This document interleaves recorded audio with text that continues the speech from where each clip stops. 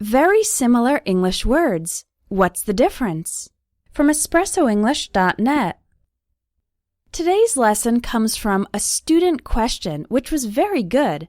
She asked about the difference between effective and efficient, suitable and appropriate, benefit and advantage, and distinguish and differentiate. These words are all extremely similar, but I'll try to explain clearly how they are used slightly differently. Let's start with effective and efficient. If something is effective, it is good at achieving goals and accomplishing the desired result. And if something is efficient, it works in a way that does not waste resources. So the word effective focuses more on the goals, and the word efficient describes the process. Here are some examples of effective things that help you accomplish goals. An effective diet helps you lose weight successfully. An effective medicine cures a disease. An effective solution successfully resolves the problem. Now look at these examples of things that are efficient, with no waste in the process. An efficient machine functions while using a minimum amount of energy. An efficient process is one where there are no extra or unnecessary activities. And an efficient worker is someone who doesn't waste time or effort.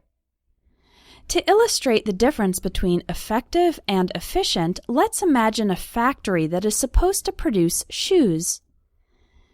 If the factory produces shoes, but the machines are old and the machines waste energy, and there are too many employees who make mistakes and waste time, then the factory is effective, it accomplishes its goal of producing shoes, but it is not efficient because there is lots of waste in its process.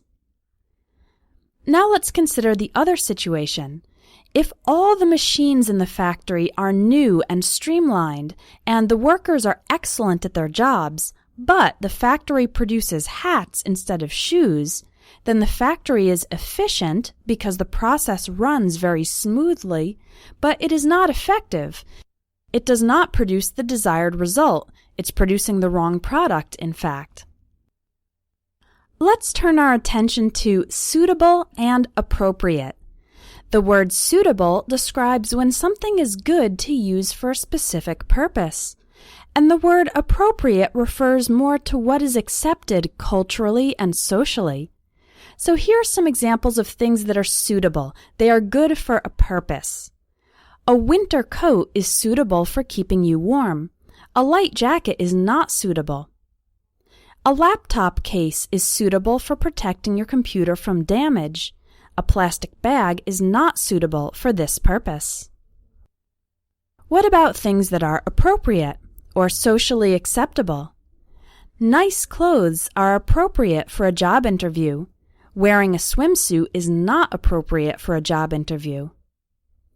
It is appropriate to kiss your spouse, that's your husband or wife, on the mouth, but it is not appropriate to kiss someone you've just met on the mouth.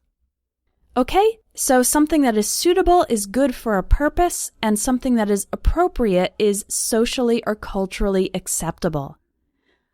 How about benefit and advantage? Well, both benefit and advantage refer to a good thing. The word benefit can be both a noun, meaning a good thing, and a verb, meaning to get good things or to be helped. The only slight difference is that advantage is sometimes used in the sense of comparison or being better than something else.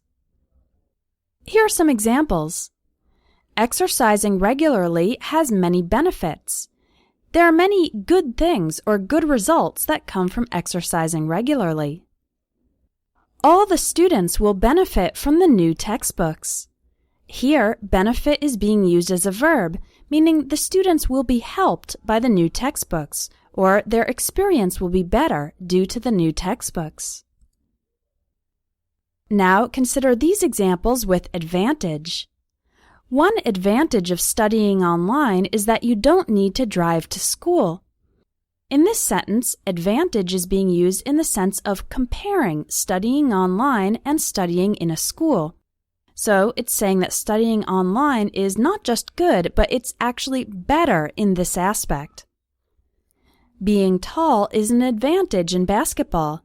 In other words, if you're tall, you have an advantage. You have something better than the other players. So advantage is being used in the sense of comparison. Finally, let's look at distinguish and differentiate. Both of these words mean to observe or understand the difference between things, and they can often be used interchangeably.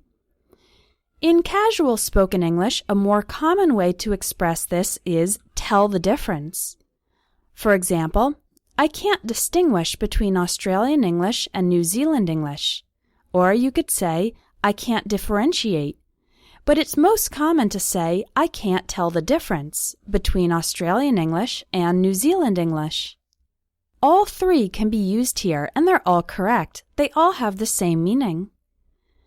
The word differentiate can have the additional meaning of making something different, to cause the difference, not just to observe it. For example, let's imagine you and your coworkers are designing a new company logo. Someone might say, our company logo is too similar to our competitor's logo. We need to differentiate it a little more.